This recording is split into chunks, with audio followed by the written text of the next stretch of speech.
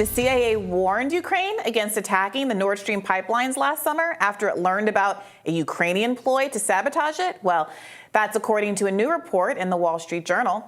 The journal's article maintains that 3 months before the explosions, the U.S. agency sent a message to Ukraine after it had been tipped off by the Netherlands' military intelligence service. The CIA seems to have taken the tip seriously, but per the Wall Street Journal's reporting, they were not convinced that Ukraine could follow through with such a plot. MSNBC's Chris Hayes tweeted, "So, looks more and more like Sy Hersh got this completely wrong, or alternately a bunch of different outlets on 2 different continents have all gotten it totally wrong, and Hersh's single source was correct." I don't really understand the gloating here, because even if Sy Hersh did get it wrong, so did all of the mainstream mouthpieces for months and months and months who first insisted Russia did it and then insisted, well, maybe it was some random, non-state affiliated entity. Yeah. It would never be the U.S. or the Ukrainian government. And now we've pretty much narrowed it down to Sy Hersh's theory, which is that he said it was U.S. backed and led the training occurred in a U.S. facility to train the divers. Now the reporting from the Wall Street Journal and other places is that this was greenlit by the Ukrainian government, second highest level from Zelensky, Ukrainian government, and the U.S. was aware of it, and according to these statements from the CIA, actually tried to deter the Ukrainians from going through with it. Now, I think you should I urged we interviewed Sy Hersh here, and I said, take what he says with a grain of salt, because he is not, I can't review the documents he says he's reviewed, so I don't know. I think you should also take what the CIA says with a grain of salt. Would the CIA ever lie to us, Briahna?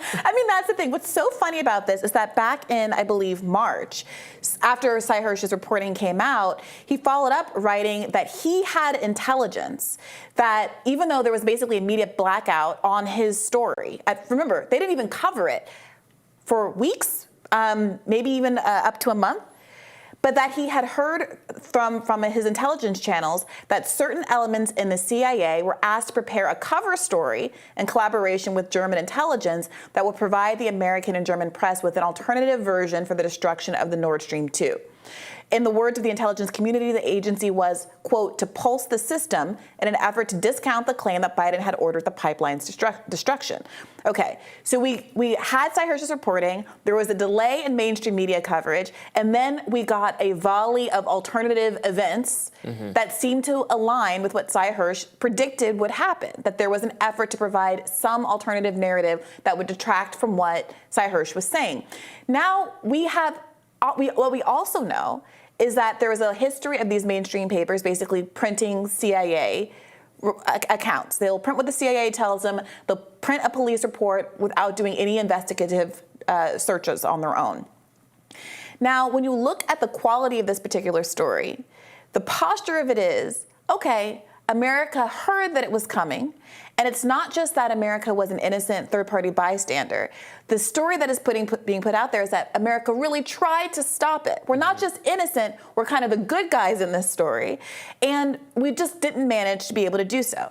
So think about it this way. We're being told that a country, Ukraine, that is waging a war with Russia, largely being financially backed by the United States of America, was told by its financial backer not to commit the biggest act of industrial sabotage in the history of mankind, but chose to do it anyway, and that the United States, which is basically funding this war substantially, didn't have any ability to provide incentives to Ukraine for them not to do it, and chose not to make any consequences for Ukraine for having undermined the U.S.'s instructions. Absolutely, and this is supposed to be the theory of us giving foreign aid, giving money, is that then we can affect the policies. Never works. They always do what they want. We have to follow through and shut off the spigot of money when countries do things we don't want them to do. So is anyone asking the question? Point. So okay, yeah, America, I agree with you. CIA, you're by your own version of events, you told Ukraine not to blow up your ally. Ukraine is not in NATO. Germany is in NATO. Right. You told Ukraine not to blow up your allies' $11 billion oil pipeline. You did it anyway, and we just said, oh shucks, and continued to fund the war effort for the next almost a year that now. itself is pretty incendiary.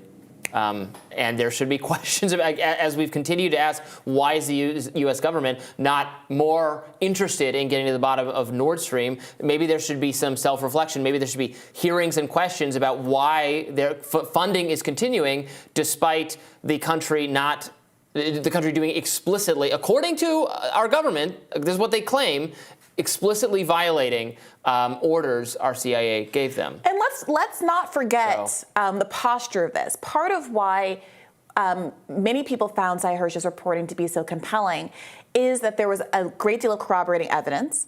There was the positioning of the event, the explosives being placed during this Baltic naval training demonstration, that happened in June. The new version of events also has America becoming aware of the attempt to place a bomb in June. The new series of events doesn't really explain the gap between June and September the way that Sy Hersh's does. Just Sy Hersh says it was planted under the cover of these naval exercises, and it was a remote detonation event that happened later in the year. The question of who trained these people to do what is a very technical dive is still up in the air. Sy Hersh said part of why he would point to the United States is because there are very few countries and agencies that have the ability to train people who could effectuate this. The new version of events from the CIA doesn't seem to be reckoning with this. It says, well, America didn't think that Ukraine could pull it off, which is a tacit suggestion that there is a real technical difficulty in doing this, but no explanation of how they did manage to pull it off, absent the training facilities and expertise that Sy Hersh says largely is held by the United States and maybe a couple of other governments that are not Ukraine.